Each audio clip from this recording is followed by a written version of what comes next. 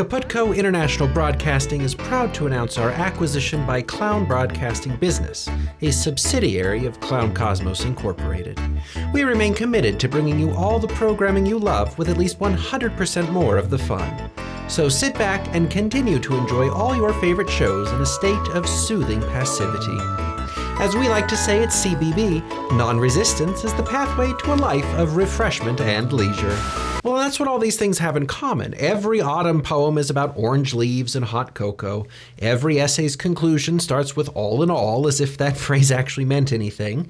And every story just does the same boring chronological rambling until the hero vanquishes evil. You know, it just gets so predictable, so boring, so unimaginably. Are you tired of everything you read feeling the same? Tired of the worn-out phrases and tropes that everyone's using? Maybe you're struggling to find something to grab and hold your interest. Well, today, brought to you by the minds at Clown Cosmos Incorporated, we have a fabulous new product called Creative Innovation in a Can. Now, the next time you're working on a story and find yourself retreading the path most traveled by, simply shake the can and spray to add a new layer of wildness and creativity to your work. Say goodbye to stuffy, well-behaved writing, and say hello to your new creative edge. Guess what's behind it? On the one hand, new writers will naturally produce what they're familiar with. But on the other, I wonder if writers also think they have to be serious and rule-followy to be writers. See, your high school writing teacher who marked you down for not answering the prompt was teaching you how to use writing as a vehicle for standardized testing, not really how to approach writing as an art form. Doing what's expected is good for a test, but it's not a great approach to art. So I would say, okay, contestant number 4, here's your question. This American writer famously wrote, "If it is a wild tune, it is a poem, urging poets to take the road less traveled by." Who is he? Oh, I know this. It's it's right on the tip of my tongue. It's, who is it? It's, man, they're really not gonna let me come back to the office if I can't get this one. It's T.S. Eliot? Oh, I'm so sorry, that's incorrect, which means that you'll be jettisoned from reality while contestant 8 has a chance to steal. Contestant 8. Well, I believe the answer would be Robert Frost.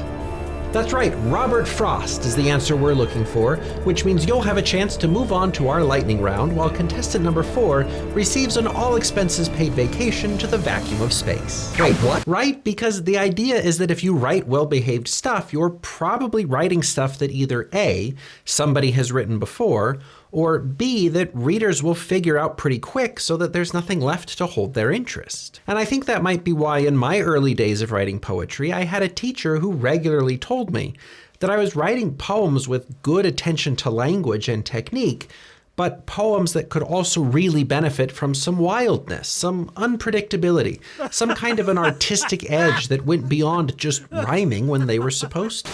Well, now, that's a very good question, and it reminds me of a time when I was sitting on the deck. You know, the deck of the houseboat, the houseboat that I sold to Carnegie, but I digress.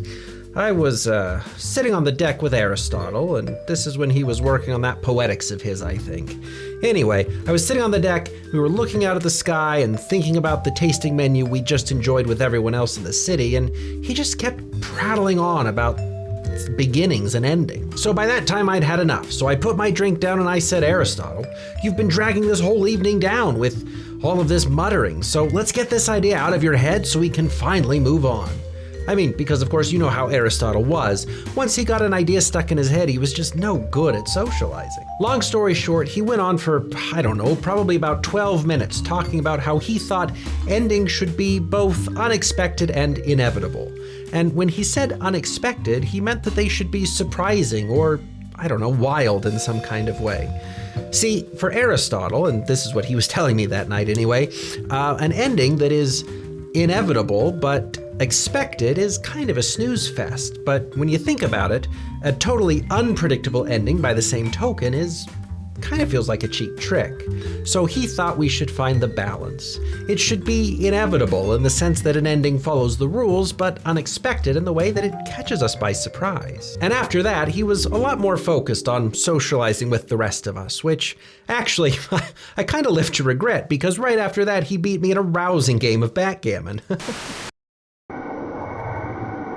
So, what if your winter poem wasn't about snowballs or grief or aging? What if winter could just be a way to investigate your lifelong fascination with potato soup? Or maybe be a chance to tell that story about slipping on ice on your way to shove another kid during recess? Then it wouldn't be winter as the usual expected stuff, but winter as a meditation on the backfiring aggression of childhood. Anyone can write a love poem with flowers in them. But what about love poems with ginger root, or laundry detergent, or burnt pie crust? So, chefs, what I've, sorry, I'm a little nervous, but what I've prepared for you today is a shrimp puff ice cream egg roll with a cotton candy caramel dipping sauce and honey mustard hot chocolate. And I hope that you enjoy it. So really, and that's why you'll hear people talk about subverting expectations. Of course, if you just go totally wild, you'll end up with something incomprehensible. But a healthy amount of wildness can subvert expectations and keep readers on their toes. The last thing you want is for them to think they figured it all out long before they get to the end. So of course, like all things, it's a balance. Too much wildness can be alienating. Not enough of it can be boring. But then there's a wide range in the middle where you can have some fun playing around. A este festival de palavras. Então vamos começar com um poema de que eu gosto bastante. Evocação do Recife. It was strange. I'd managed to track down the shipment of teddy bears, but someone had already swiped up all the dictionaries hidden inside. The only question now was who. And the only clue that was left was this calling card, urging me to go to the docks after midnight. And to come alone. It's the sort of thing that would have been fishy even if it weren't going down at the docks, but I had a hunch that it was the only way I was going to get some answers about what was going on in this town ever since the clowns in City Hall started clamping down.